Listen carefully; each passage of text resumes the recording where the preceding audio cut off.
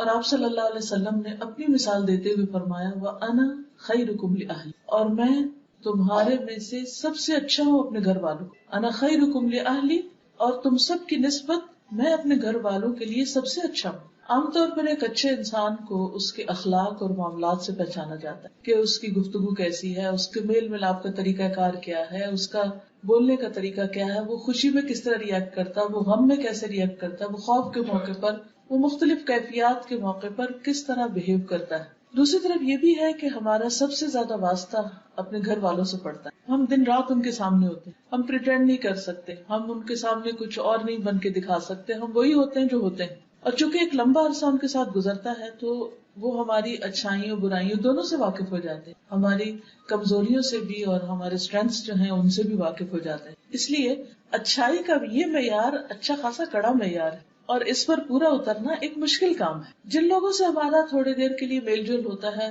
اگر ان کی کوئی بات بری بھی لگ جائے تو ہم عام طور پر درگزر کر جاتے ہیں اور کہتے ہیں تھوڑی دیر کی تو بات ہے، چلو چھوڑو جانے دو. اگرچہ جب باتیں بری پختہ ہو جائیں تو وہاں بھی انسان کچھ نہ کچھ دوسرے کو تکلیف دے ہی دیتا ہے، لیکن خصوصی طور پر جب انسان کسی ایسے ماحول میں ہو کہ جہاں دن رات کا واسطہ ہے تو وہاں پر بہت ساری چیزیں برداشت کرنا بہت مشکل بھی ہو جاتا ہے. لیکن یہ ناممکن نہیں. اگر یہ ممکن نہ ہوتا تو نبی صلی اللہ علیہ وسلم یہ معیار نہ دیتے، یہ کرائیٹیریا نہ دیتے کہ کس طرح اپنے آپ کو پرکھو. حسن بصری کہتے ہیں کہ اللہ کے نزدیک پسندیدہ بندے وہ ہیں جو اپنے اہل و عیال کو سب سے زیادہ فائدہ پہنچانے والے ہیں. عموماً ہوتا یہ کہ جس کی طرف سے ہمیں تکلیف پہنچتی ہے پھر ہمیں اس کے ساتھ احسان کرنا بھی زیادہ مشکل لگتا ہے، اس کے ساتھ بھلائی کرنا بھی مشکل لگتا ہے. بڑی بڑی خیر و بھلائی تو کیا ہم ایک اسمائل پاس کرنا بھی اپنے لیے مشکل سمجھتے ہیں، جس سے گھر میں ناراضگی ہو، خصوصاً شوہر بیوی کے درمیان کے تعلقات. تو اس میں کتنا مشکل ہو جاتا ہے کہ اگر کوئی بات بری لگ گئی یا کسی بات پر ناراضگی ہو گئی تو پھر ہم دوبارہ جلدی سے اچھے ہو کر مسکراہٹ کا ہی صدقہ کر دیں. حالانکہ اگر اسی سے شروع کر لیں تو بہت سے معاملات آسان بھی ہو سکتے. اب یہ ہے کہ گھر والوں کے ساتھ اچھے معاملے یا ان کے حقوق کا خیال رکھنے کو سب سے بہترین اس لیے بھی بتایا گیا کہ ان کا حق ادا کرنا ہم پر فرض ہے.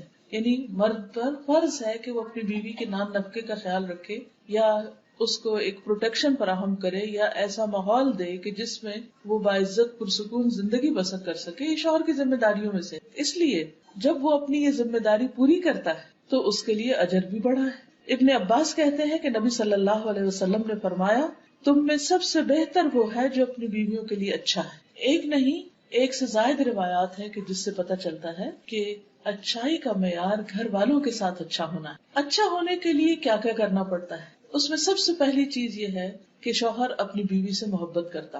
محبت تو اللہ ہی دلوں میں ڈالتا ہے، لیکن کوشش بھی کرنی پڑتی. اس کوشش میں پہلی چیز یہ ہوتی ہے کہ انسان دوسرے کی اچھائیوں پر غور کرے. اس کی برائیاں، اس کی کمزوریاں اگرچہ سامنے ہوں لیکن پھر بھی ان سے آنکھ بند کر لے اور جو دوسرے کی خوبیاں ہیں ان کو سامنے رکھے تو ایک دم دل بہتر ہو جائے گا. دوسرے کے احسان کو یاد رکھے. اور پھر خصوصاً اس وقت چونکہ خواتین میرے سامنے ہیں تو اس میں شوہر کی محبت حاصل کرنے کے لیے مطالبہ یا شکوہ یا شکایتیں یا ناراضگی یا ایٹیٹیوڈ دکھانا یا موڈ آف کرنا یہ فائدہ نہیں دیتا.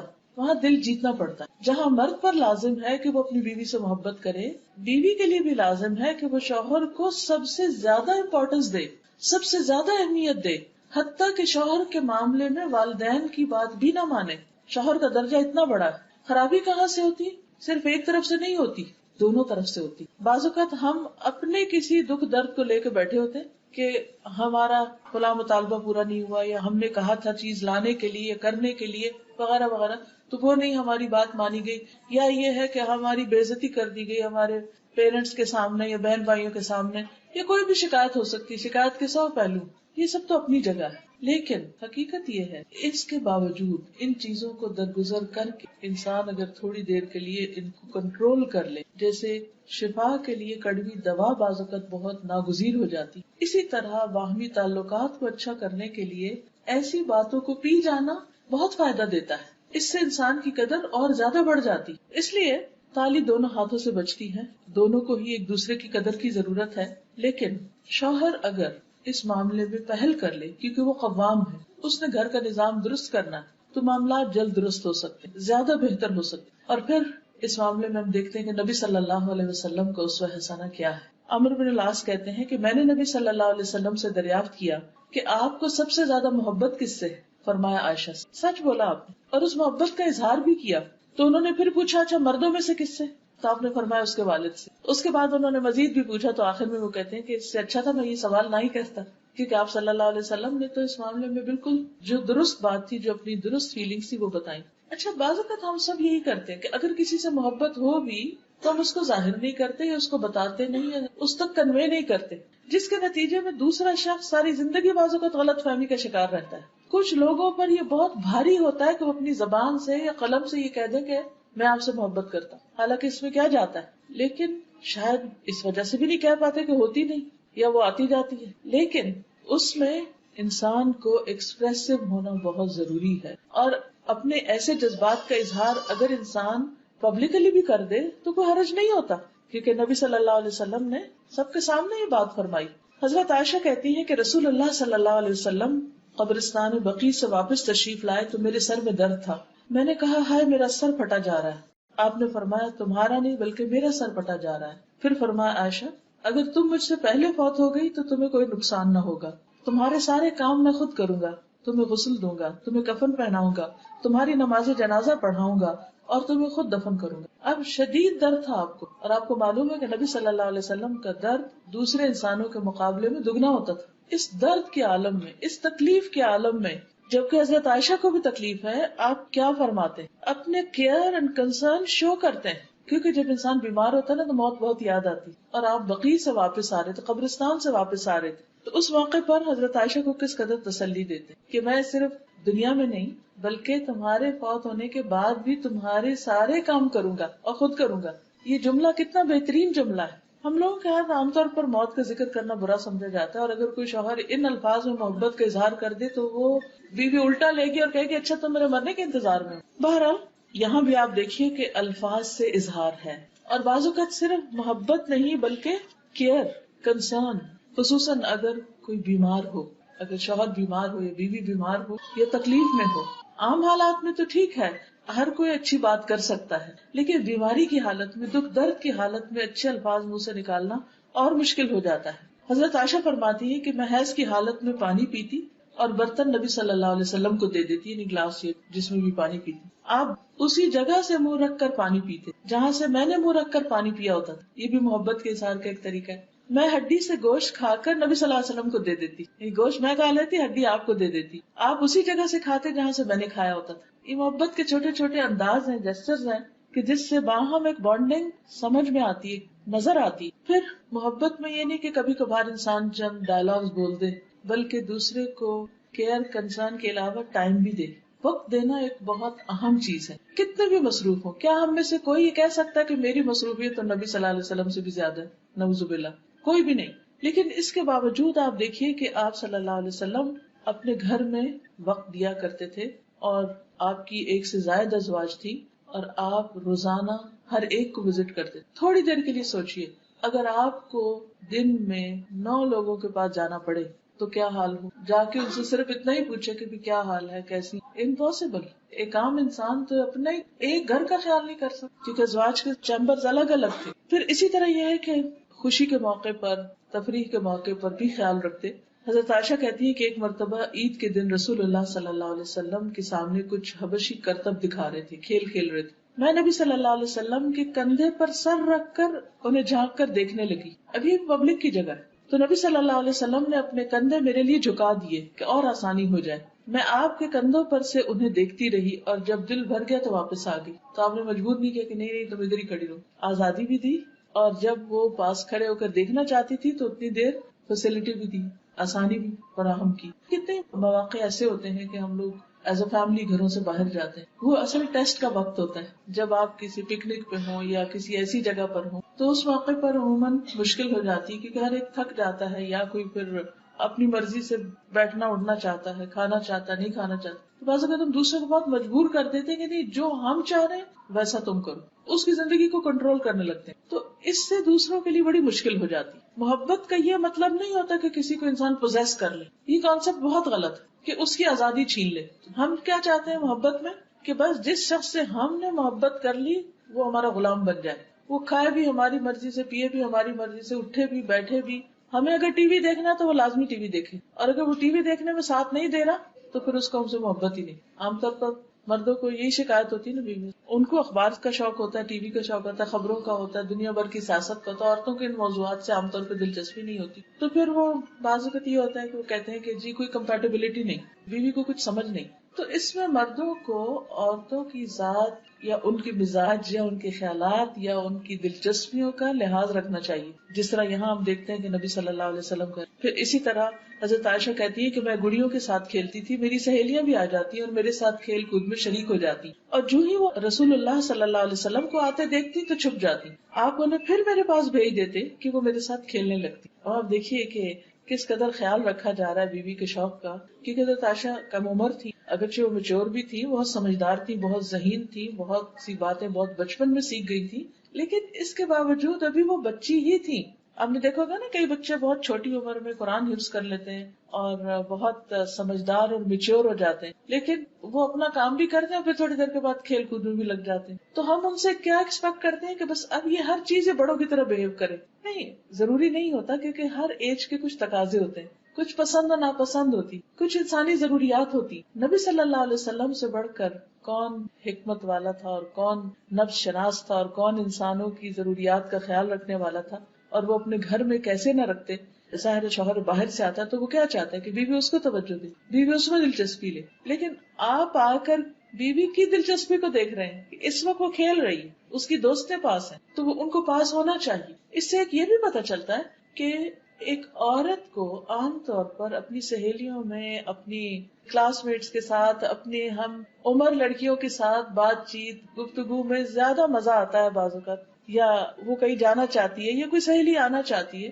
تو بہت دفعہ شادی کے بعد گھروں میں لڑائی جھگڑے اس لیے بھی ہو جاتے ہیں کہ شوہر ان کو کہیں جانے نہیں دیتے، کسی سے بات نہیں کرنے دیتے. اتفاق سے آج ہی ایک خاتون میرے پاس آئی ہوئی تھی تو کہنے لگی کہ میرے میاں شادی کے بعد 2 سال تک وہ نہ مجھے کہیں جانے دیتے، نہ فون پہ کسی سے بات کرنے دیتے. تو مجھے لگتا کہ میں تو پاگل ہو جاؤں گی، یعنی کہ کسی فیمیل فرینڈ کو بھی نہیں آنے دیتے. بعض اوقات ایسا بھی ہوتا ہے کہ خصوصاً اگر بچیاں باہر کے ملک میں شادی ہو کر جائیں، وہ بھی باہر سے ہی آئیں گی، وہاں نہ رشتے دار ہوتے ہیں، نہ کوئی اور جان پہچان کے لوگ ساتھ، آس پاس بھی نان مسلم بعض اوقات نیبرہڈ میں ہوتے ہیں، ان کے کلچر میں بہت فرق ہوتا ہے، ان سے ملنا جلنا مشکل ہوتا ہے. انسان کی فطرت میں ہے کہ وہ دوسروں کے ساتھ گھلے ملے، مل جل کے رہے، دوسروں کے ساتھ میل ملاقات اس کا رہے، کیونکہ مردوں کے لیے تو باہر بہت سا ایکسپوجر ہوتا ہے، اور کچھ نہیں تو 5 وقت اگر وہ مسجد نماز پڑھنے جاتے ہیں تو وہیں اپنی بہت سی باتیں شیئر کر لیتے ہیں. تو اسی طرح خواتین کو بھی ضرورت ہوتی ہے کہ وہ اپنی ہم جنس خواتین کے ساتھ گفتگو کریں، کیونکہ عموماً عورتیں زیادہ بولتی. بعض تحقیقات سے یہ بات پتہ چلتی کہ ایک عورت کو دن میں کم از کم 70,000 لفظ بولنے ہو جب جا کے اس کی سیٹسفیکشن ہوتی. اب جب تک وہ بول نہیں چکتی تو وہ چپ نہیں بیٹھ سکتی، اس سے بولنا ہے کسی. مرد عموماً خاموش طبع ہوتے ہیں، ایکسیپشنل کیسز الگ ہیں. اب جب مرد گھر میں آتے ہیں تو وہ تو بولتے نہیں ہیں، اب وہ سارے دن کے انتظار میں بیٹھی، شوہر گھر ہے، شوہر آئے گا، کھانا کھائے گا، وہ اخبار اٹھائے گا، سو جائے گا، اس کو تو اتنی باتیں نہیں آتی. اور اگر وہ باہر کی شیئر بھی کرے گا تو وہ بیوی کی دلچسپی کی نہیں. تو یہ عورت کی ایک بہت فطری ضرورت ہے کہ وہ اپنی جیسی، اپنی پسند کی، اپنے مزاج سہیلیوں کے ساتھ بات چیت کرے، کیونکہ وہ کپڑے کی بھی کرے گی، زیور کی بھی کرے گی، ریسیپی شیئر کرے گی، وہ بچوں کے مختلف مسئلے مسائل بھی ڈسکس کرے گی، اور اس سے اس کی مینٹل گروتھ ہوتی ہے، میچورٹی ہوتی ہے. اس کے کام کی نوعیت کے اعتبار سے اس کی یہ ضرورت ہوتی ہے. تو جو شوہر اپنی بیویوں کو ہر طرف سے بند کر لیتے ہیں، اپنے ہی کنٹرول میں رکھتے ہیں، حتیٰ کہ بعض اوقات ماں باپ سے بھی نہیں ملنے دیتے، یہاں تک بھی ظلم دیکھا گیا ہے، خاص روک دیا جاتا ہے کہ نہیں ماں باپ سے بھی نہیں ملنا. تو اب کیا ہوتا ہے، بیوی کا نروس بریک ڈاؤن ہوتا ہے، اس پہ فٹس پڑنے لگتے ہیں، وہ بیمار ہونے لگتی ہے، وہ ڈپریشن میں آنے لگتی ہے، اور اس سے اور معاملات خراب ہوتے ہیں. اس لیے ہر معاملے میں اعتدال ضروری ہے. اور کوئی بھی خاتون کسی خاتون سے صرف شوہر کی یا سسرال کی برائیاں کرنے کے لیے دوستی کر لے، کیونکہ عموماً تو یہی ہوتا ہے نا کہ اٹھایا فون اور کہا آج ساس نے یہ کیا، فلاں نے یہ کیا، فلاں نے یہ کیا. یہ بھی انتہائی غلط ہے، یہ رویہ بھی سخت ناپسندیدہ ہے. تو دونوں ہی طرف سے اعتدال ضروری ہے. پھر اسی طرح نبی صلی اللہ علیہ وسلم اس حد تک خیال رکھتے تھے کہ کبھی کبھار دوڑ بھی لگاتے تھے حضرت عائشہ کے ساتھ. حضرت عائشہ کہتی ہے کہ وہ ایک سفر میں نبی صلی اللہ علیہ وسلم کے ساتھ تھی، میں نے آپ کے ساتھ پیدل دوڑ لگائی اور میں جیت گئی. پھر میرا جسم بھاری ہو گیا کچھ، میں نے آپ کے ساتھ پھر دوڑ لگائی، اس مرتبہ آپ جیت گئے. تو آپ نے فرمایا آج کی یہ جیت پچھلی ہار کا بدلہ ہے، یعنی میں نے بدلہ لے لیا. مذاق میں کہا. تو اب آپ دیکھیے کہ آج کے دور میں کوئی بھی مذہبی شخص یا دیندار شخص، اس سے یہ توقع نہیں کی جا سکتی کہ وہ اپنی بیوی کے ساتھ کہیں دوڑ لگائے یا کسی کھیل میں شریک ہو یا اس کو کھیل دکھائے.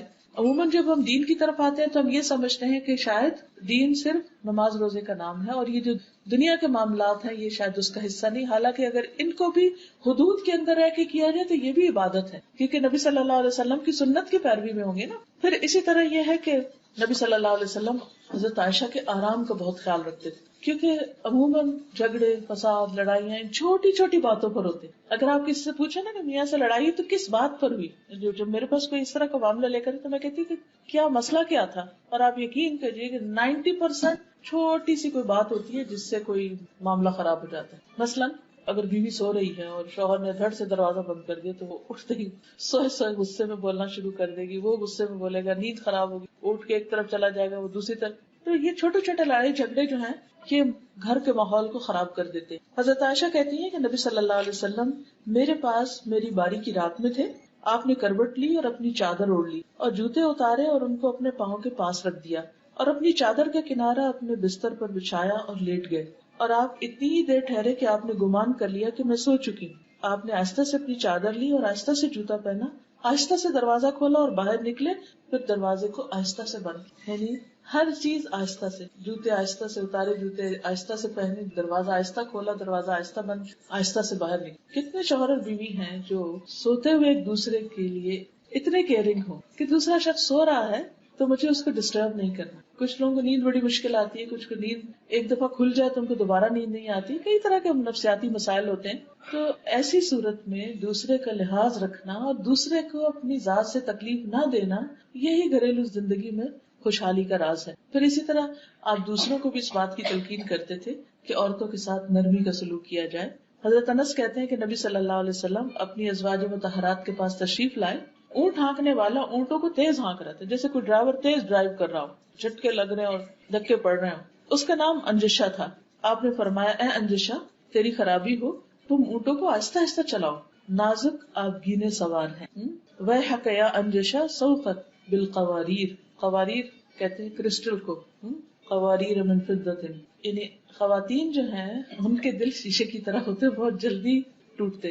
اور ایک حقیقت ہے کہ ہم سب اچھی طرح جانتے ہیں کہ چھوٹی سی بات بعض اوقات ہم محسوس کر لیں، بعض اوقات بڑی بڑی باتوں کی پرواہ نہیں کرتے، کیونکہ ہمارے مزاج کے اندر جسمانی تبدیلیوں کی وجہ سے بھی کئی تبدیلیاں آتی رہتی، کبھی پوسٹ نیٹل اور کبھی پیدائش کے بعد اور کبھی پریگنینسی میں اور کبھی پیریڈ سے پہلے اور کبھی اس کے بعد اور کبھی پھر جب مینوپاز شروع ہو جاتا ہے، بڑھاپے کے مسائل، 100 طرح کے مسائل ہوتے ہیں. عورت اپنی زندگی میں جسمانی اعتبار سے فزیکلی بہت ساری چینجز میں سے گزرتی ہے، تبدیلیوں میں سے اور حالت بدلنے سے. تو اس لیے بہت ضروری ہے کہ اس کے ان مخصوص حالات کا خیال رکھا جائے. پھر اسی طرح نہ صرف یہ کہ سواری کو آہستہ چلانے کی بات، بلکہ سواری پر سوار کراتے ہوئے بھی آپ مدد دیتے.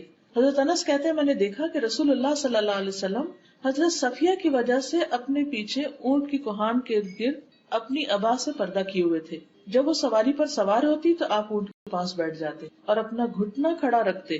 حضرت صفیہ اپنا پاؤں آپ کے گھٹنے پر رکھ کے سوار ہوتی. آپ دیکھیے کہ کس قدر کیئر ہے، کیونکہ کبھی آپ میں سے کوئی اونٹ پہ سوار ہوا، آپ کو معلوم ہوگا کہ اس کی سواری بہت مشکل ہے. تو ایون اونٹ پہ چڑھنا بھی ایک مشکل کام ہے. بیٹھے ہوئے اونٹ پہ چڑھا جاتا ہے لیکن وہ بھی مشکل ہے.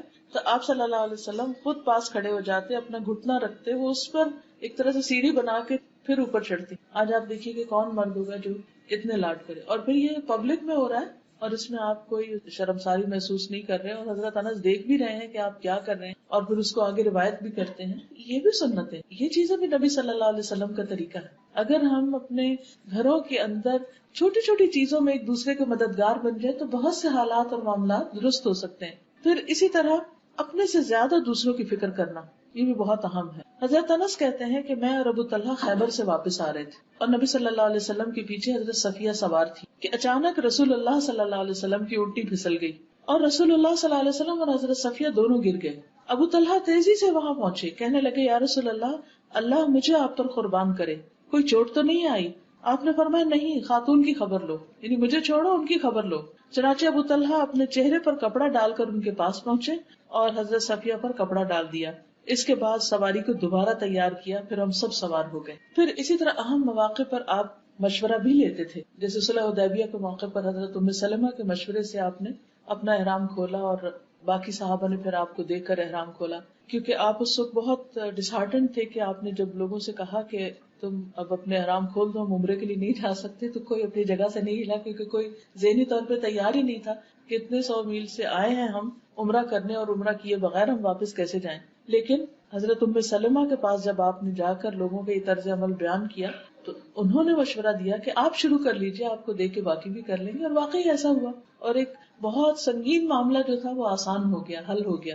پھر اسی طرح یہ ہے کہ نبی صلی اللہ علیہ وسلم جب آخری عمر میں بیمار ہوتے ہیں تو اس بیماری میں بھی اپنی ازواج کا خیال رکھتے ہیں. ہشام اپنے والد عروہ سے روایت کرتے ہیں کہ رسول اللہ صلی اللہ علیہ وسلم اپنے مرض الموت میں بھی ازواج مطہرات کی باری کی پابندی کرتے تھے. البتہ یہ دریافت فرماتے کہ کل مجھے کہاں ٹھہرنا ہے، کل کو میں کہاں ہوں گا، کیونکہ آپ حضرت عائشہ کی باری کی خواہش مند تھے.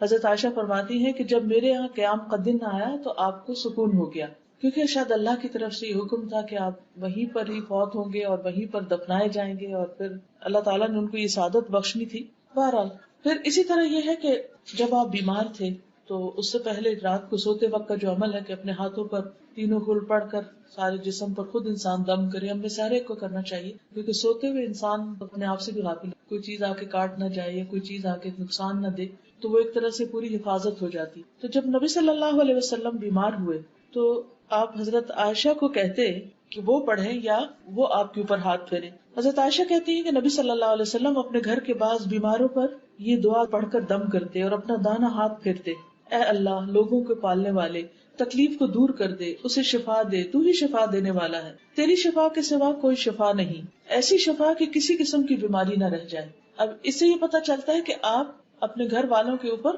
بیماری کے وقت میں ہاتھ پھیر کر دم کیا کرتے. اس کا کیا فائدہ ہے؟ کیونکہ جو بیمار ہوتا ہے وہ ایک طرح سے اپنے آپ کو تنہا محسوس کرتا ہے، تکلیف میں محسوس کرتا ہے، تو ہاتھ کا جو ٹچ ہے اور ہاتھ پھیرنا جو ہے اس کے اوپر، یہ اس کے لیے باعث تسکین ہوتا ہے. حضرت عائشہ ہی کہتی ہے کہ رسول اللہ صلی اللہ علیہ وسلم کے گھر والوں میں سے جب کوئی بیمار ہوتا تو آپ معوذات پڑھ کر اس پر پھونک مارتے. پھر اسی طرح آپ گھر والوں کے لیے دعا بھی کرتے. حضرت عائشہ کہتی ہے کہ میں نے رسول اللہ صلی اللہ علیہ وسلم کو خوش طبیعت دیکھ کر کہا: اے اللہ کے رسول صلی اللہ علیہ وسلم، میرے لیے اللہ تعالیٰ سے دعا کر دی، یعنی آپ میرے حق میں کوئی دعا کریں. آپ نے فرمایا: اے اللہ، عائشہ کے پہلے اور پچھلے اور اعلانیہ اور مخفی سب گناہ بخش دے. اور خوشی سے عائشہ رضی اللہ تعالیٰ عنہا نے پھر ہنسنا شروع کر دیا، یہاں تک کہ ان کا سر حضور صلی اللہ علیہ وسلم کی گود میں جا پڑا، یعنی اس دعا سے وہ اتنی خوش ہوئی. اچھا، بعض اوقات گھر والے ہم سے کوئی چھوٹی سی چیز کا مطالبہ کرتے ہیں اور ہم اتنے بزی ہوتے ہیں کہ ہم بات بھی نہیں سنتے، اور خصوصاً جیسے بچے ہوتے ہیں نا کہ وہ کہتے ہیں کہ 1 منٹ کی بات، 1 منٹ، کہتے ہیں جاؤ ابھی نہیں وقت، پھر آنا. وہ چھوٹا سا کام کہتے کرتے ہم کہتے ہیں ابھی کام یاد آیا آپ کو، ابھی تو مجھے یہ کرنا ہے، ہم تنگ آتے ہیں. تو ٹھیک ہے، جب اسٹریس ہو تو کسی کو نہیں کو مطالبہ کسی کام کا کرنا چاہیے، لیکن ایک دوسرے کے لیے سامنے دعا کرنا، بول کے دعا کرنا، ایک دوسرے کے ساتھ ایک تعلق کو شو کرتا ہے. پھر اسی طرح حضرت عائشہ کہتی ہیں کہ رسول اللہ صلی اللہ علیہ وسلم نے حضرت فاطمہ کا ذکر کیا تو میں نے ان کے بارے میں کوئی بات کہی. اس پر آپ نے فرمایا: کیا تم اس پر راضی نہیں کہ تم دنیا اور آخرت میں میری بیوی رہو؟ حضرت عائشہ نے عرض کیا: کیوں نہیں؟ آپ نے فرمایا: تم دنیا اور آخرت میں میری بیوی. پھر اپنے بعد ان کے لیے فکر مند ہوتے تھے. حضرت عائشہ کہتی ہے کہ رسول اللہ صلی اللہ علیہ وسلم اپنی بیویوں سے فرماتے کہ اپنے بعد مجھے تمہارے معاملات کی فکر پریشان کرتی کہ جب میں دنیا میں نہیں ہوں گا، چونکہ وہ دوبارہ شادی بھی نہیں کر سکتی تھی اور اکثر کے والدین بھی نہیں تھے، اور حضرت ام سلمہ کی اولاد تھی لیکن باقی سب کی تو اولاد نہیں تھی، تو انہیں فکر ہوتی تھی کہ ان کو کون لک آفٹر کرے گا. فرمایا: اور تم پر صبر کرنے والے ہی صبر کریں گے، یعنی تمہارے ساتھ اچھا سلوک کریں گے. لیکن ہم دیکھتے ہیں کہ ایک کے بعد ایک ازواج مطہرات نیکی کے کام کرتے، خیر اور بھلائی کے ساتھ وقت گزار کے دنیا سے رخصت ہوئے. پھر یہ کہ آپ اپنی ازواج کا نان نفقے کا خیال رکھتے تھے. حضرت عمر کہتے ہیں کہ بنو نذیر کے باغات وغیرہ ان اموال میں سے تھے جن کو اللہ تعالیٰ نے اپنے رسول کو بغیر لڑے دے دیا تھا. یہ اموال خاص طور سے رسول اللہ صلی اللہ علیہ وسلم کے تھے، جن میں سے آپ اپنی ازواج مطہرات کو سالانہ نفقہ کے طور پر بھی دیتے اور باقی ہتھیار اور گھوڑوں پہ خرچ کرتے تاکہ اللہ کے راستے میں جہاد کے لیے ہر وقت تیاری رہے. یعنی جو آپ کا مال تھا اس میں سے آپ نے سب کا باقاعدہ ایک طرح سے نفقہ مقرر کر رکھا تھا. تو اس سے ہی پتہ چلتا ہے کہ شوہر چاہے بیوی کو روزانہ کچھ دے، چاہے ہفتہ وار دے، چاہے مہینے میں دے، چاہے سال میں دے، کچھ بھی دے، لیکن اس کی ذمہ داری ہے کہ وہ بیوی کی ضروریات کا خیال رکھے، اور اس میں کھانے کپڑے کے علاوہ بھی اس کی اپنی پسند سے کوئی چیز لینے کے لیے بھی اس کو اجازت دے. داؤد بن قیس کہتے ہیں کہ میں نے ازواج نبی کے حجروں کو دیکھا، یہ کھجور کی چھڑیوں کے تھے، گھاس وغیرہ سے ڈھکے ہوئے تھے، اور میرا خیال ہے کہ حجرے کی چوڑائی دروازے سے دیوار تک 6-7 ہاتھ ہوگی، لمبائی اندر سے 10 ہاتھ اور بلندی 7 اور 8 کے مابین یا اسی کے قریب، بس اتنے گھر تھے۔ پھر اسی طرح گھر والوں کے لیے اچھا ہونے کا مطلب صرف یہ نہیں کہ ان کو عیاشی کرائی جائے یا ان کے ساتھ صرف اچھا اخلاق برتا جائے، بلکہ ان کے ساتھ اچھا ہونے کا مطلب یہ کہ ان کی آخرت کی بھی فکر ہو۔ بعض اوقات ہم ان کی دنیا کا اتنا خیال رکھنے لگتے ہیں کہ پھر ان کی آخرت بھول جاتے ہیں۔ تو حقیقی خیر خواہ اور مخلص اپنے بچوں کا، اپنی بیوی کا وہی ہو سکتا ہے جو ان کی آخرت کی فکر کرے۔ ہم سب کو بھی اپنا اپنا جائزہ لینا چاہیے کہ ہم اپنے بچوں کی یا گھر والوں کی دنیا کے لیے تو بہت غمگین ہوتے ہیں، اس کی تو بہت فکر کرتے ہیں، لیکن عام طور پر آخرت کے بارے میں غافل ہو جاتے ہیں کہ وہ کس طرف جا رہے ہیں۔ اور کیوں؟ ہم کہتے نہیں یہ مائنڈ کریں گے، یہ برا نہ مان جائیں۔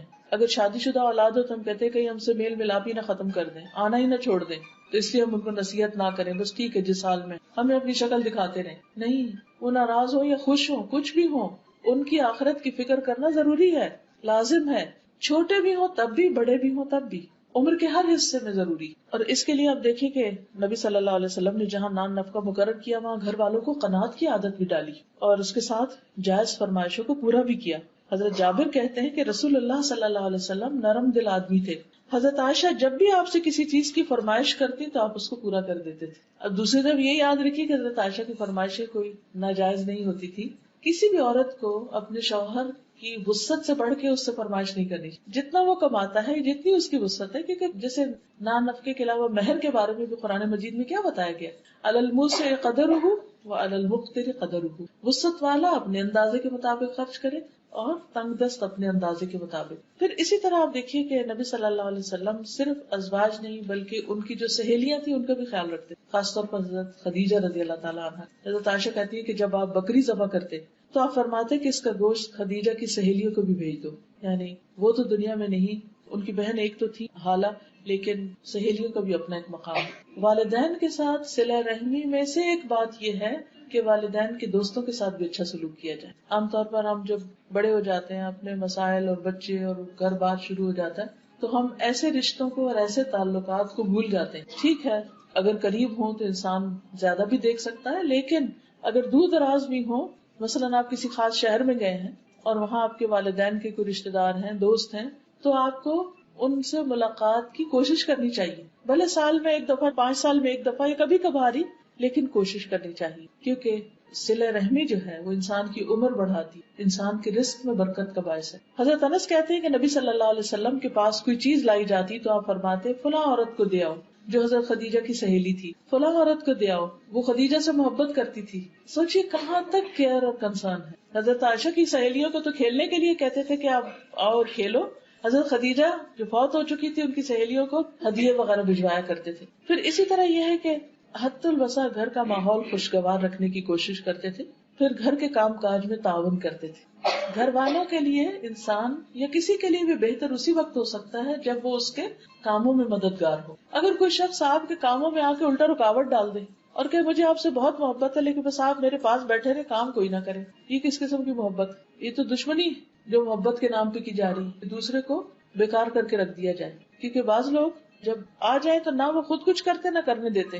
اس کے برعکس بہت سے لوگ ایسے ہوتے ہیں کہ جو دوسروں کا بہت خیال رکھتے ہیں اور ان کے کاموں میں لگ جاتے ہیں۔ نبی صلی اللہ علیہ وسلم حالانکہ مردوں کے اوپر فرض تو نہیں ہے کہ گھر کے کام کریں، لیکن وہ گھر آ کر آرام سے بیٹھ نہیں جاتے اور صرف آرڈر نہیں کرتے رہتے تھے، اچھا چائے لے آؤ، پانی لے آؤ، فلاں لے آؤ، بیوی کو خادمہ کی طرح نہیں ٹریٹ کرتے تھے۔ اسود کہتے ہیں کہ میں نے حضرت عائشہ سے پوچھا نبی صلی اللہ علیہ وسلم اپنے گھر میں کیا کیا کرتے تھے؟ انہوں نے کہا آپ اپنے گھر کے کام کاج یعنی گھر والوں کی خدمت کیا کرتے تھے، اور جب نماز کا وقت ہوتا تو فوراً کام چھوڑ کر نماز کے لیے چلے جاتے۔ آپ دیکھیے کہ کچھ چیزیں ایسی ہوتی ہیں کہ جو کسی محبت بڑھانے یا اچھے تعلقات کے لیے، اچھے بول، کھانا پینا مہیا کرنا، دوست احباب کے ساتھ میل جول، سوشلائزنگ، یہ سب چیزیں بھی، لیکن اس کے ساتھ ساتھ جو بہت اہم بات ہے کہ ضرورت کے وقت مدد بھی۔ ہمارے یہاں تو اگر کوئی مرد گھر میں تھوڑا سا بھی کام کرے تو وہ زن مرید کہلانے لگتا ہے، یا پھر وہ کرتا ہی نہیں ہے کہ دوسرے کہیں گے کہ دیکھو ہم اپنے گھر میں تو نہیں کرتا تھا، بیوی آئی ہے تو سب کام کرنے۔ کئی دفعہ لڑکے ماں باپ کو تو فار گرانٹیڈ لیتے ہیں اور ماں باپ کی محبت بھی ایسی ہوتی ہے، کہتے ہیں اچھا تم بیٹھو میں خود ہی کر لوں. لیکن جب انسان کی شادی ہوتی ہے تو پھر ذمہ داریاں بیٹی کی بھی بڑھ جاتی ہیں، بیٹے کی بھی بڑھ جاتی ہیں. تو ایسی صورت میں اگر وہ اپنی کسی ذمہ داری کو پورا کرنے کے لیے بچے کو اٹھا لیا یا بیوی کا کوئی کام کر دیا یا اس کو باہر کہیں لے گیا یا اس کا کوئی خیال رکھا، تو دوسرے گھر والوں کو بھی اس کے اوپر تعاون کرنا چاہیے. ہمارے یہاں عام طور پر اس کو مائنڈ کیا جاتا ہے، یعنی پاکستانی کلچر میں، تو یہ درست نہیں ہے. حضرت عائشہ سے کسی نے پوچھا کہ رسول اللہ صلی اللہ علیہ وسلم گھر میں ہوتے تو کیا کرتے تھے؟ انہوں نے کہا کہ نبی صلی اللہ علیہ وسلم بھی انسانوں کی طرح انسان تھے. وہ اپنے کپڑوں کو صاف کرتے تھے، بکری کا دودھ دو لیتے اور اپنے کام خود کرتے. ایک اور روایت میں آتا ہے آپ جوتا سلائی کر لیتے، قمیص کو خود پیبند لگاتے اور فرماتے جس نے میری سنت سے اعراض کیا وہ مجھ سے نہیں. یعنی اس چیز کو بھی انہوں نے اپنی سنت بتایا کہ اپنا کپڑا استری کر لیں یا اپنے کپڑے نہانے کے بعد فرش پر پھینکنے کی بجائے واشنگ باسکٹ میں ڈالیں. یہ چھوٹے چھوٹے کام. عموماً آپ دیکھیے کہ یہ جو چھوٹی چھوٹی چیزیں ہوتی ہیں بعض اوقات بیویاں انہی سے بہت خوش ہو جاتی. مثلا شوہر نے صبح اٹھ کر اپنا کمبل خود طے کر دی تو آپ دیکھیں گے کہ بیوی کے دل کا حال کیا ہوگا. وہ کہیں گے نہیں چھوڑیے میں خود ہی کر لوں گی. لیکن اگر وہ نہ کرے اور چھوڑ کے اٹھ جائے تو پھر اس کو خیال آئے گا کہ اتنا بھی نہیں میری مدد ہو سکتی. یعنی اگر شوہر تھوڑی سی بھی محبت دکھائے تو بیوی اس سے کئی گنا زیادہ دکھائے گی، کیونکہ عورت کی فطرت میں ہے یہ کیئر ہے، محبت ہے، خدمت ہے. یہ اللہ نے اس کے اندر رکھ دی ہے خاندان کے نظام کو اچھا چلانے کے لیے. پھر اسی طرح آپ صلی اللہ علیہ وسلم اپنے کپڑے کو پیبند بھی لگا لیتے اور سی بھی لیتے. اب تو یہ کام عورتوں کو بھی نہیں آتا، تو آپ سوچیے کہ ہم کتنے پیچھے ہیں. پھر اسی طرح گھر والے جو کھانا دیں اس پہ راضی ہو جاتے. جابر کہتے ہیں کہ نبی صلی اللہ علیہ وسلم نے اپنے گھر والوں سے سالن طلب کیا، سالن لاؤ. انہوں نے کہا ہمارے پاس سوائے سرکے کے کچھ نہیں. آپ نے سرکہ منگوا لیا، اس سے روٹی کھانی شروع کر دی. فرمانے لگے بہترین سالن سرکہ، بہترین سالن سرکہ. اچھا اب آپ دیکھیے دوسری طرف کیا ہوتا ہے، سبزی لا کے بھی نہیں دی، پیسے بھی نہیں دیے، گیس کا بل نہیں پے کیا وہ بھی کٹ گئی، اور اگر کھانا نہیں بنا تو بھی ذمہ دار. یعنی اسباب ریسورسز فراہم نہیں کیے اور پھر بھی انڈرسٹینڈنگ نہیں کہ بھائی اس کا قصور نہیں. یعنی بعض اوقات ایسی ایکسپیکٹیشن ہوتی ہے کہ ہر قیمت پر ہر صورت میں کرنا ہی کرنا ہے، جہاں سے مرضی کرو. اور ان عورتوں پر تو بہت ہی رحم آتا ہے جو بیچاریاں سارا سارا دن محنت کر کے آتی ہیں اور شوہر پیسے چھین کے نشہ کرنے لگے. ابو ہریرہ کہتے ہیں کہ نبی صلی اللہ علیہ وسلم نے کبھی کسی کھانے میں عیب نہیں نکالا، کبھی کسی کھانے میں عیب نہیں نکالا. اگر آپ کو پسند ہوتا تو کھا لیتے ورنہ چھوڑ دیتے. پھر اسی طرح مشکل وقت میں بیوی کو دلاسا دینا، اس کے آنسو پوچھنا، یہ بھی نبی صلی اللہ علیہ وسلم کی سنت سے ملتا ہے. حجۃ الوداع کے موقع پر حضرت صفیہ کا اونٹ بدک گیا اور وہ رونے لگی. رسول اللہ صلی اللہ علیہ وسلم کو معلوم ہوا تو تشریف لائے اور اپنے ہاتھ سے ان کے آنسو پوچھنے لگے. اب دیکھیے حج کا موقع، ہزاروں کا مجمع، اور آپ لوگوں کو تعلیم دے رہے ہیں، خذوا انی مناسککم، مجھ سے اپنے مناسک سیکھ لو. اور اتنے میں آپ کو خبر ملتی کہ آپ کی بیوی کا اونٹ بدک گیا ہے اور وہ رو رہی ہیں اور آپ سب کو چھوڑ کر آ کر ان کے آنسو پوچھ رہے ہیں. یہ وقت ہوتے ہیں جب کسی کا دل جیتا جا سکتا. دوسری صورت کیا ہے، بیوی روتی رہے، صبح روئے شام روئے، روتی رہے لیکن پوچھنا نہیں. اس معاملے میں بعض اوقات عورتیں بہت زیادتی کرتی، وہ جب رونے پہ آتی ہیں تو چپ ہی نہیں کرتی. ایک اور روایت میں حضرت صفیہ کے بارے میں ملتا ہے جب وہ رونے سے چپ ہی نہیں کری پھر آپ نے ان کو چھوڑ دیا، کیونکہ کئی دفعہ ایسا تھا نا کہ روتے ہوئے آنسو پہنچتے تو اور رونا آ جاتا. پھر اسی طرح یہ ہے کہ بیوی کے مسائل اور مشکلات میں ساتھ دینا. حضرت عائشہ کہتی ہے کہ ہم آپ کے ساتھ کسی سفر میں تھے، جب ہم مقام بیضاء پہ پہنچے تو میرا ہار کھو گیا. رسول اللہ صلی اللہ علیہ وسلم اس کی تلاش میں وہیں ٹھہر گئے اور لوگ بھی آپ کے ساتھ ٹھہر گئے. پورا قافلہ ساتھ ہے، سب کو ٹھہرا دیا ہار تلاش کرنے اور ایک دفعہ نہیں ڈانٹا. جب وہ قافلہ ٹھہر گیا تو حضرت ابوبکر آ گئے. انہوں نے آ کے حضرت عائشہ کو ٹوکے لگائے کہ تمہاری وجہ سے سارا قافلہ رکا ہوا، سب کا حرج ہو رہا ہے. لیکن پھر اس پر تیمم کی آیات اور وہ سب کچھ نازل ہوا اور وہ اتنا مسلمانوں کے لیے خیر کا باعث بنا. پھر یہ ہے کہ بعض اوقات بیوی تھک جاتی ہے، کوئی اور وجہ ہو جاتی ہے، موڈ آف ہو جاتا ہے، تو اس کو ایشو نہیں بنا لینا چاہیے، کبھی ناراض ہونے کا موقع دینا چاہیے. کیونکہ عورت کے جو کیفیات ہوتی ہیں وہ مردوں سے بہت مختلف ہوتی ہیں. تو بعض اوقات چونکہ وہ مختلف ہوتی ہیں، وہ اس ایکسپیرینس سے گزرے نہیں ہوتے، وہ سمجھتے ہی نہیں کہ ایسا کیوں ہو رہا ہے. حضرت عائشہ کہتی ہے کہ رسول اللہ صلی اللہ علیہ وسلم نے فرمایا جب تم مجھ سے راضی ہوتی ہو تب بھی مجھے پتہ چل جاتا ہے اور جب ناراض ہوتی ہو تب بھی پتہ چل جاتا ہے. حضرت عائشہ نے کہا وہ کیسے؟ آپ نے فرمایا جب تم مجھ سے راضی ہوتی ہو تو کہتی ہو محمد کے رب کی قسم، اور جب ناراض ہوتی ہو تو کہتی ہو ابراہیم کے رب کی قسم. حضرت عائشہ نے عرض کیا ہاں اللہ کے رسول صلی اللہ علیہ وسلم واللہ میں صرف آپ کا نام ہی چھوڑتی، یعنی صرف زبان سے نہیں بولتی، اندر تو میرے محبت ہوتی. پھر اسی طرح یہ ہے کہ گھر والوں کو مسائل کا حل پیش کیا کرتے. عام طور پر مرد حضرات باہر کے مسئلے مسائل سن کے اتنے گھبرائے ہوتے ہیں کہ گھر آ کے وہ کوئی مسئلہ نہیں سننا چاہتی، اور بعض اوقات بیوی اکیلی ہی الجھتی رہتی ہے، وہ سارا کچھ لے لے کے اپنے دل میں دفن کرتی رہتی ہے کیونکہ کوئی سننے والا نہیں، کوئی حل کرنے والا نہیں. لیکن نبی صلی اللہ علیہ وسلم کا طریقہ یہی ہے کہ جب بھی کوئی مسئلہ پیش آیا تو آپ نے اس کا حل تلاش کیا. اور مل کے حل سوچا. تو خوشگوار ازدواجی زندگی کے لیے یہ بہت ضروری ہے کہ گھر کے اہم مسائل میں میاں بیوی باہم مشورہ کریں اور اکیلے فیصلے نہ کریں. یہ جو اکیلے فیصلے کر لینے ہوتے ہیں نا، بیوی کو بتائے بغیر یا شوہر کو بتائے بغیر خود ہی کو ڈیسیژن لے لیا، اس سے بھی بہت ناراضگیاں پیدا ہوتی ہیں، اس سے بھی بہت خرابیاں پیدا ہوتی ہیں، کیونکہ دوسرا شخص سمجھتا ہے کہ میری کوئی اہمیت ہی نہیں. پھر بیوی کے والدین کو شکایت نہ لگانا، کیونکہ بہت دفعہ ایسا ہوتا ہے نا کہ چھوٹی سی کوئی بات ہوئی تو فوراً بتایا کہ بھی آپ کی بیٹی ایسی اور ایسی. لیکن یہ ایک نوبل کیریکٹر ہوتا ہے کہ گھر کے معاملے گھر میں ہی طے کر لیے. حضرت عمر کہتے ہیں کہ ایک دن میں کچھ سوچ رہا تھا کہ میری بیوی نے مجھ سے کہا، بہتر ہے اگر تم اس معاملے کا فلاں حل کرو، یعنی اس معاملے کا فلاں طرح حل کر لو. میں نے کہا تمہارا اس میں کیا کام، یعنی تم مجھے کیوں مشورہ دے رہی، معاملہ مجھ سے متعلق ہے، تم کون ہو دخل دینے والی. میری بیوی نے اس پہ کہا، خطاب کے بیٹے تمہارے اس طرز عمل پہ حیرت ہے، تم اپنی باتوں کا جواب برداشت نہیں کر سکتے. تمہاری بیٹی حفصہ تو رسول اللہ صلی اللہ علیہ وسلم کو بھی جواب دیتی، ایک دن تو اس نے آپ کو غصہ بھی دلایا تھا. یہ سن کر حضرت عمر کھڑے ہو گئے، چادر اوڑھ کے حفصہ کے گھر پہنچ. فرمایا، بیٹی کیا تم رسول اللہ صلی اللہ علیہ وسلم کی باتوں کا جواب بھی دیتی ہو؟ یعنی وہ شوہر ہے اور اللہ کے رسول ہیں. یہاں تک کہ ایک دن تم نے نبی صلی اللہ علیہ وسلم کو دن بھر ناراض رکھا. حفصہ رضی اللہ عنہا نے عرض کیا، ہاں اللہ کی قسم ایسا ہوا. سچ بولنے والے لوگ تھے نا، ہاں ایسا ہوا، ہم آپ کو کبھی جواب بھی دیتے ہیں. تو عمر رضی اللہ عنہ نے کہا، جان لو میں تمہیں اللہ کی سزا اور اس کے رسول کی ناراضگی سے ڈراتا ہوں، آئندہ ایسا مت کرنا. لیکن نبی صلی اللہ علیہ وسلم نے خود کبھی بھی جا کے نہیں حضرت عمر کو بتایا کہ دیکھو تمہاری بیٹی کیسی ہے. پھر بیوی کی تربیت اور اصلاح کا کام جو ہے وہ چونکہ مرد کی ذمہ داری ہے. قرآن مجید میں اللہ تعالیٰ فرماتے ہیں، یا ایھا الذین آمنوا قوا انفسکم واہلیکم نارا، اے لوگوں جو ایمان لائے ہو اپنے آپ کو اور اپنے گھر والوں کو آگ سے بچاؤ. تو اس میں براہ راست خطاب مردوں سے ہی ہے. سیکنڈ نمبر پر پھر بیوی کی ذمہ داری آتی ہے، کیونکہ کلکم راعٍ وکلکم مسئول عن رعیتہ. بیوی بھی بچوں کے بارے میں نگران ہے، شوہر بھی بیوی اور بچوں کا نگران ہے، تو ان سے اس کی جواب دہی ہوگی. لیکن خاص طور پر شوہر کا فرض بنتا ہے کہ بیوی کی تربیت کرے، اس کو ادب سکھائے اور پھر نرمی اور اچھے اخلاق کی تعلیم دے.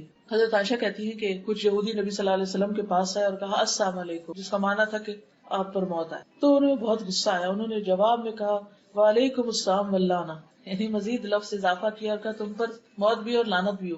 اس پر رسول اللہ صلی اللہ علیہ وسلم نے فرمایا، ٹھہرو اے عائشہ، اللہ تعالیٰ تمام معاملات میں نرمی کو پسند کرتا ہے. میں نے عرض کیا، یا رسول اللہ کیا آپ نے سنا نہیں انہوں نے کیا کہا؟ آپ نے فرمایا، میں نے اس کا جواب دے دیا تھا کہ وعلیکم. تو اگر وعلیکم سے معاملہ حل ہو سکتا ہے یا بدلہ اتر سکتا ہے تو دو لفظ اضافہ کرنے کی ضرورت نہیں ہے. یہ تربیت تھی جو فوری طور پر آپ نے وہاں کی. اگر بچوں میں سے گھر والوں میں سے کوئی زبان میں بے احتیاطی کر رہا ہے یا غلط لفظ بول رہا ہے تو اس کو وہاں روکنا بھی چاہیے. پھر اسی طرح صدقہ کرنے کی ترغیب، آخرت کی فکر کے لیے رات کو جگایا. ام سلمہ کہتی ہیں کہ نبی صلی اللہ علیہ وسلم ایک رات جاگے، فرمایا سبحان اللہ، آج رات کیا کیا بلائیں اتری. کیونکہ آپ کو تو پتہ چل جاتا تھا اللہ کی دیے ہوئے علم سے، اور کیسے کیسے خزانے بھی نازل ہوئے، خیر اور شر دونوں ہی. ان حجرے والیوں کو کوئی جگانے والا ہے؟ یعنی ان ازواج مطہرات کو کوئی اٹھا دے. افسوس کہ دنیا میں بہت سے کپڑے پہننے والی عورتیں آخرت میں ننگی ہوں گی. یعنی تہجد صرف مردوں کے لیے نہیں، نیکی اور عبادت مردوں کے لیے نہیں، عورتوں کے لیے بھی. اور آخرت کا لباس کیا ہے؟ آخرت کا لباس دنیا کا اچھا عمل. پھر اسی طرح اچھا مرد جو ہوتا ہے وہ گھر کے اوور آل حالات پر بھی نظر رکھتا ہے کہ گھر میں کیا لٹک رہا ہے، کیا ڈیکوریشن ہو، کیا پہنا جا رہا ہے، کیا پک رہا ہے، کیا طور طریقے ہیں، کوئی چیز خلاف شریعت تو نہیں ہو رہی. مثلا حضرت عائشہ سے روایت ہے کہ انہوں نے ایک گدا خریدا جس پر تصویریں بنی. آپ نے اسے دیکھا تو دروازے پہ کھڑے ہو کے اندر تشریف نہیں لائے. میں نے عرض کی، یا رسول اللہ صلی اللہ علیہ وسلم، میں نے جو غلطی کی ہے اس سے میں اللہ سے معافی مانگتی. فرمایا یہ گدا کس کے لیے ہے؟ میں نے عرض کیا آپ کے بیٹھنے اور اس پر ٹیک لگانے کے لیے. آپ نے فرمایا ان تصویر بنانے والوں کو قیامت کے دن عذاب دیا جائے گا اور ان سے کہا جائے گا جو تم نے پیدا کیا اسے زندہ بھی کر کے دکھاؤ. اور فرشتے اس گھر میں داخل نہیں ہوتے جس میں تصویر، یعنی کہ میں اس گدے پہ نہیں بیٹھ سکتا اور نہ ہی گھر میں ہوگا. بہت سے مرد گھروں میں بہت کچھ حرام چیزیں دیکھتے ہیں، غلط چیزیں دیکھتے ہیں، بچے غلط کر رہے ہیں لیکن ان کو روکتے نہیں. امر بالمعروف اور نہی عن المنکر بھی گھر سے شروع ہوتا ہے. اسی طرح حضرت انس کہتے ہیں کہ ایک دفعہ رسول اللہ صلی اللہ علیہ وسلم نے ایک آدمی حضرت حفصہ کے حوالے کیا اور فرمایا اس کی نگرانی کرنا. ان کی ڈیوٹی لگا کر گئے تو وہ اس سے غافل ہو گئی، وہ آدمی بھاگ گیا. کوئی قیدی ہوگا یا کوئی ایسا ہوگا کہ جس کو پکڑوایا. نبی صلی اللہ علیہ وسلم واپس تشریف لائے، پوچھا حفصہ اس آدمی کا کیا ہوا؟ انہوں نے کہا یا رسول اللہ صلی اللہ علیہ وسلم میں غافل ہوگی اور وہ بھاگ گیا. نبی صلی اللہ علیہ وسلم نے فرمایا تمہارے ہاتھ ٹوٹ جائیں، یعنی کہ غصے میں آیا آپ. نبی صلی اللہ علیہ وسلم کے جانے کے بعد انہوں نے اپنے ہاتھ اونچے کر لیے. تھوڑی دیر بعد نبی صلی اللہ علیہ وسلم آئے تو پوچھا حفصہ تمہیں کیا ہوا، یہ ہاتھوں کو ایسے کیوں کیا ہوا؟ انہوں نے کہا یا رسول اللہ صلی اللہ علیہ وسلم آپ نے کچھ دیر پہلے مجھ سے ایسے اور ایسے کہا تھا کہ تمہارے ہاتھ ٹوٹ جائیں. آپ نے فرمایا اپنے ہاتھ کھول لو، میں نے اللہ سے یہ کہہ رکھا ہے کہ میں اپنی امت میں سے جس کسی کو بھی کوئی بد دعا دوں وہ اس کے حق میں مغفرت کا سبب بنا دے، یعنی اس پر لگے نہیں ہوئے. کیا رحمت. پھر اسی طرح غلط کام پر صرف ناراض نہیں ہوئے بلکہ کفارہ بھی بتایا.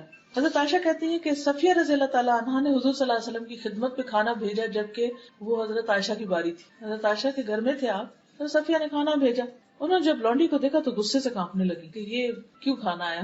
وہ کہتی یہاں تک کہ میں نے غصے میں برتن توڑ دیا. رسول اللہ صلی اللہ علیہ وسلم نے میری طرف دیکھا تو مجھے آپ کے چہرے پر غصے کے آثار نظر آئے کہ یہ کیا کیا ہے. میں نے کہا میں اللہ کے رسول صلی اللہ علیہ وسلم سے اللہ کی پناہ میں آتی، یعنی اللہ کے رسول کی غصے سے اللہ کی پناہ میں آتی کہ وہ آج مجھ پر لعنت کرے یا مجھے کوئی برا بھلا کرے. پھر میں نے عرض کیا اللہ کے رسول صلی اللہ علیہ وسلم اس کا کفارہ کیا؟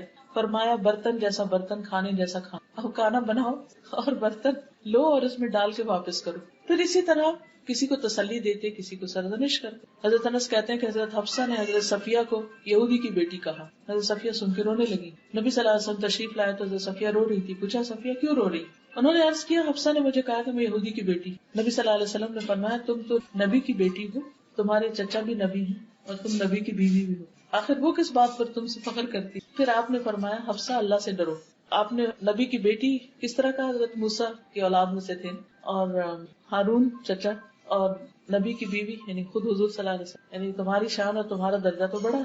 پھر اسی طرح یہ ہے کہ ایک اچھا شوہر اور اچھا خامن جو ہوتا ہے وہ بچوں کے لیے بھی اچھا ہوتا ہے اور بچوں کے ساتھ شفقت اور محبت کو سلوک کرتا ہے. بعض اگر میاں لوگ تھکے ہوئے آتے ہیں، گھر میں اگر شور ہو تو ڈانٹ ڈپٹ سے کام لیتے، اس سے بچے اور زیادہ باپ سے دور ہو جاتے. وہ یہ دیکھتے ہیں کہ باپ آتا ہے تو ماں بھی کہتی چپ ہو جاؤ، سارے سہم کے بیٹھ جاتے ہیں اور گھر میں ایک عجیب سی فضا پیدا ہو جاتی. لیکن اس کے برعکس نبی صلی اللہ علیہ وسلم بچوں کے ساتھ شفقت اور محبت کا سلوک کیا کرتے تھے. ابو ہریرہ کہتے ہیں کہ رسول اللہ صلی اللہ علیہ وسلم نے حسن بن علی کو بوسہ دیا. آپ کے پاس اقرا بیٹھے ہوئے تھے، کہنے لگے کہ میرے 10 بیٹے، میں نے کسی کو بوسہ نہیں دیا. تو آپ نے ان کی طرف دیکھا اور فرمایا جو رحم نہیں کرتا اللہ اس پر رحم بھی نہیں. یعنی آپ بچوں کو اٹھاتے، پیار کرتے، ساتھ لگاتے، چومتے. ام سلمہ کی بیٹی تھی زینب، تو آپ ان کو زینب زینب کہا کرتے، یعنی تصغیر کے ساتھ پیار سے بلاتے. پھر بچوں کی عزت بھی کیا کرتے تو ان کو رسپیکٹ دیتے. ام المومنین حضرت عائشہ کہتی ہے کہ میں نے عادات، چال چلن اور بات چیت میں سب سے زیادہ مشابہ حضرت فاطمہ کو پایا. نبی صلی اللہ علیہ وسلم بہت زیادہ آپ سے ریزمبل کرتے، چلنے میں، بیٹھنے میں، لین دین میں، ہاتھ کے اشاروں میں. جب وہ آپ کے پاس آتی آپ ان کے لیے کھڑے ہو جاتے، بیٹی کے لیے کھڑے ہو جاتے، ان کا ہاتھ پکڑتے، انہیں بوسہ دیتے، انہیں اپنی جگہ بٹھاتے.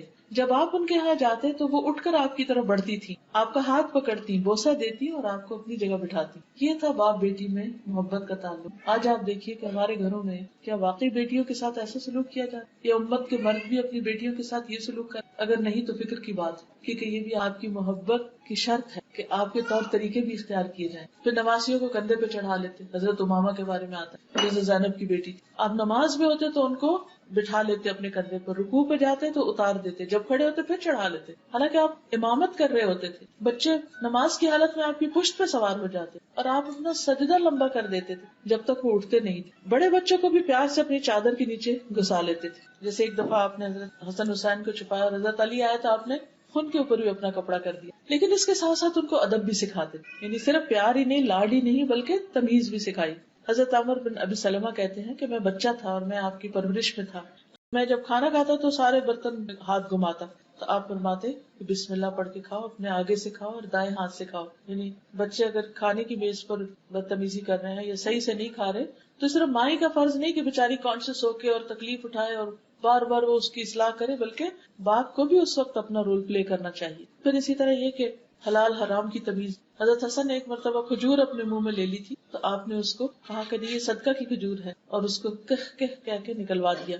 پھر اسی طرح بچوں سے محبت کو بھی اعلان کہتے ہیں. آپ فرماتے فاطمہ میرے جسم کا ٹکڑا ہے، اس لیے جس نے اسے ناحق ناراض کیا اس نے مجھے ناراض کیا. پھر داماد کے ساتھ آپ کا معاملہ بہت اچھا تھا، حضرت علی رضی اللہ تعالیٰ عنہ کے ساتھ. پھر حضرت ابو العاص کے ساتھ آپ ان کی تعریف کرتے تھے. آپ نے بنی عبد شمس یعنی بنی امیہ میں سے اپنے داماد ابو العاص کا ذکر کیا اور اس کی تعریف کی اور خوب کی. پھر آپ نے فرمایا اس نے مجھ سے بات کی تو سچی کی، وعدہ کیا تو پورا کیا.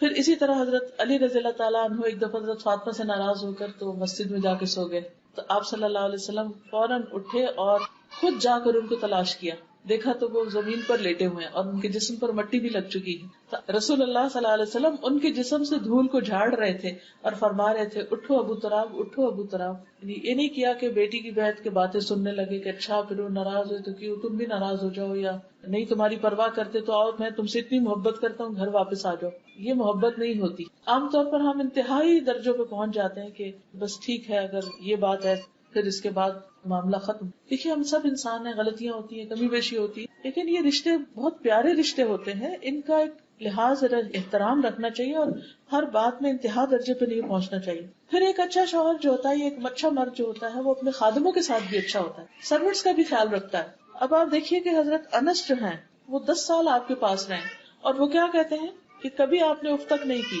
یعنی مجھے ڈانٹا نہیں، کبھی مجھ سے ناراض نہیں ہوئے، کبھی میرے پہ سختی نہیں کی. اور کبھی کبھی وہ بچے تھے تو جو کام نہیں بھی کرتے تھے تو آپ ان کے اوپر سختی نہیں کرتے تھے، پیار سے دوبارہ یاد دلا دیتے. جیسے بچوں کو کام کرنا کہتے اچھا کرتے پھر بھول جاتے ہیں، پھر ہم ڈانٹتے اچھا تم نے سنا نہیں تھا. حضرت انس کہتے ہیں کہ میں 9 سال آپ کی خدمت میں رہا، مجھے نہیں یاد کہ آپ نے کبھی مجھ سے کہا ہو کہ تم نے ایسا ایسا نہیں کیا، اور نہ کبھی کسی چیز کے بارے میں مجھ پر عیب لگایا. پھر کسی کام کے غلط ہونے پر ملامت نہیں کرتے تھے. حضرت انس کہتے ہیں کہ میں نے نبی صلی اللہ علیہ وسلم کی خدمت کی، اس دوران اگر مجھے کسی کام کا حکم دیا اور مجھ سے لیٹ ہو گیا یا وہ کام نہیں کر سکا تو آپ نے مجھے کبھی ملامت نہیں کی. اگر اہل خانہ میں سے کوئی شخص ملامت کرتا تو آپ فرماتے اسے چھوڑ دو، اگر تقدیر میں یہ کام لکھا ہوتا تو ضرور ہو جاتا، یعنی ٹیک اٹ ایزی. اگر نہیں کر سکا تو اللہ کا حکم نہیں تھا، یعنی اس سے معاملے کو ٹال دیتے تھے، آسانی کر دیتے تھے اس کے لیے، بے وجہ روک ٹوک نہیں کرتے تھے. ایک یہ چیز بچوں کی کریٹیوٹی کو مار دیتی ہے. ہم اپنے گھروں کو اتنا ایک بت خانہ بنا کے رکھ دیتے ہیں کہ ہر طرح کے اس میں ڈیکوریشن پیس سجا دیتے ہیں، پھر بچہ ہاتھ لگانے اس کو پکڑ پکڑ کے روکتے، پھر بچے کو روکتے، پھر بچے کو روکتے. اس بچے کی جو آگے بڑھنے کی صلاحیت ہے وہ ختم ہو جاتی. تو اپنے گھروں کو چائلڈ فرینڈلی بنائیں، ان چیزوں کو ہٹا دیں اور بچے کو آزادی دیں، یا پھر ان کو تمیز سکھائیں اور وہ ہاتھ نہ لگائیں. آپ نے دیکھا کہ کچھ گھروں میں سب کچھ رکھا ہوتا ہے اور بچے ٹرین ہو جاتے ہیں کہ نہیں اس چیز کو نہیں کھیلنا، کسی اور چیز سے کھیلنا ہے. تو دونوں طریقوں میں ان کی ٹریننگ ضروری ہے، بجائے اس کے کہ یا تو آپ گھر کو بالکل ایک کھنڈر ویرانہ بنا دیں اور یا پھر یہ کہ ان کو ہر وقت ڈانٹ ڈپٹ سے کام لیں. دونوں ہی طریقے ٹھیک نہیں. پھر آپ کے بارے میں آتا ہے کہ آپ نے کبھی کسی عورت اور خادم پہ ہاتھ نہیں اٹھایا تھا. تو بیویوں کو مارنا یا بچوں کو مارنا جو ہے یہ انتہائی ناپسندیدہ ہے. پھر خادموں کی ضروریات پوری کیا کرتے. پھر یہ ہے کہ ان کے وقت میں سے کسی اور کو حصہ نہیں دیتے. تو فیملی ٹائم از فیملی، الا یہ کہ جہاد پہ جاتے یا کوئی اور ضروری کام ہوتا. حضرت عائشہ کہتی ہے کہ ایک رات آپ نے فرمایا عائشہ مجھے چھوڑو کہ میں آج رات اپنے رب کی عبادت کروں. میں نے کہا مجھے آپ کے پاس رہنا بھی پسند ہے اور آپ کی خوشی بھی پسند ہے. تو آپ اٹھے، وضو کیا، نماز پڑھنے کھڑے ہو گئے اور آپ نے مسلسل رونا شروع کیا، یہاں تک کہ آپ نے اپنی گود تر کر لی، یعنی اتنا روئے کہ آپ کے کپڑے تر ہو گئے. کہتی ہیں کہ آپ نماز میں بیٹھے روتے رہے روتے رہے. حضرت عائشہ کہتی ہیں کہ پھر آپ برابر روتے رہے یہاں تک کہ زمین بھی تر کر لی، اتنا روئے. اتنے بلال رضی اللہ عنہ نے آپ کو فجر کی نماز کے لیے بلایا. انہوں نے جب آپ کو روتے ہوئے دیکھا تو عرض کیا اللہ کے رسول آپ رو کیوں رہے ہیں؟ آپ کے تو اگلے پچھلے سارے گناہ معاف ہو چکے ہیں. فرمائے کیا میں اللہ کا شکر گزار بندہ نہ بنا؟ نعمتوں کی شکر گزاری پر بھی رونا چاہیے. آج ہی رات مجھ پر ایک آیت نازل ہوئی، تباہی اس کے لیے جو اسے پڑھے اور اس پر غور و فکر نہ. ان فی خلق السماوات. پھر آپ دیکھیں کہ گھر والوں کے بیچ میں ہوتے ہوئے آپ کی سب سے زیادہ دعا یہ ہوتی تھی کہ یا مقلب القلوب ثبت قلبی علی دین. اور حضرت ام سلمہ کہتی ہے کہ آپ اکثر یہ دعا کرتے تھے، یعنی آپ کی یہ دعا سب سے زیادہ ہوتی. اب ام سلمہ رضی اللہ تعالیٰ عنہا نے یہ دعا سنی. گھر والوں کے بیچ میں کیوں؟ اس لیے کہ انسان جب اپنے پیاروں کے بیچ میں ہوتا ہے نا تو اپنے آپ کو پروٹیکٹڈ محسوس کرتا ہے اور کمفرٹیبل محسوس کرتا ہے. تو اس وقت وہ جیسے کہتے ہیں نا کہ اپنی گلی میں کتا بھی شیر ہے، یعنی انسان اوور کانفیڈنٹ بعض اوقات ہو جاتا ہے. اور اس کانفیڈینس میں پھر بعض اوقات منہ سے غلط باتیں بھی نکل آتی ہیں. باہر ہم پھر بھی سنبھل کے بولتے ہیں، گھر والوں کے بیچ میں ہم بعض اوقات ایسے مذاق شروع کر دیتے جو حد سے بڑے ہوئے ہوتے ہیں. تو اس موقع پر بھی انسان کو بہت محتاط رہنا چاہیے اور اللہ سے ڈرتے ہوئے زندگی بسر کرنی چاہیے. نبی صلی اللہ علیہ وسلم گھر میں یہ دعا سب سے زیادہ مانگتے، یا مقلب القلوب ثبت قلبی علی دینک، کہ میرا دل گھر والوں کی محبت میں اس طرح نہ پگھل جائے کہ کوئی اللہ سبحانہ تعالیٰ کی فرما برداری میں یا عبادت میں یا اللہ کی طرف رجوع میں یا اس کے ذکر میں کسی قسم کی کمی آ جائے. تو اللہ تعالیٰ سے دعا ہے کہ گھروں کو بھی اپنی رحمتوں سے ڈھانپے اور ہمارے درمیان اتفاق اور محبت پیدا کرے اور ہمارے بچوں کے دلوں میں باہم اتفاق اور محبت رکھے. اور یہ جو اب شادی ہونے والی ہے اللہ تعالیٰ اس جوڑے کو بہت بہترین اور مثالی جوڑا بنائے اور ان کو نیک اولاد عطا فرمائے اور اپنے والدین کی آنکھوں کی ٹھنڈک بنائے اور دین و دنیا کی خوبیاں اور بھلائیاں نصیب فرمائے اور ہر طرح کے شر اور تکلیف اور بری تقدیر سے محفوظ رکھے. اور اللہ تعالیٰ دنیا کے ساتھ ساتھ آخرت کو بھی بہت بہترین بنا دے۔ وآخر دعوانا الحمدللہ۔